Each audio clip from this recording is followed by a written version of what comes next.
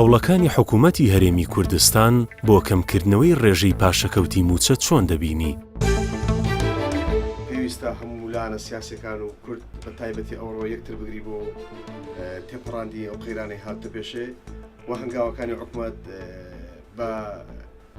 شتێکی باش دەبینم بۆ ئەو وەزعی ئەمڕۆ و دەستخۆشی دەکەم لە هەموو لایەنە سیاسیەکان کە هەنگاویان ناوە بۆ ئەو وەزعی ئەوڕۆ کە بۆ سارەسەری وەزعە. هیوادارین حکوومەتی عێراقیش بەردەوام بێت لە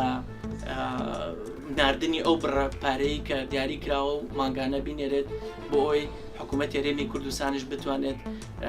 سەپۆرتی ئەو هەنگاوە بکات و ئەو بڕەپارەی کە پێویستە بخرێتە سەر بۆ دابینکردنی موچەی فەرمانبەرانی هەرێمی کوردستان. ئەو هەنگاوی حکوومەت هەنگاوێکی باشە بۆ داهاتوش هەر ئەوەندە پاشەکەوتێش هەیە نەمێنێتن باشتر دەبی بۆ موچەخۆران چونکە موچەخۆر ئەوەی ژیانیان هەیە هەمووی تەنیا لەسەر موچەکەیە شت و مەگ لە ناو بازاڕەکان سەهری گرانە بۆی ڕەنگە موچەکان بەشیان نەکاتن ئەوەندە موچەی کە بە شێوەی پاشەکەوتە ئەگە موچەکە بە تەواوی بدرێتن ڕەنگە ژیانیان باشتر دەکاتن و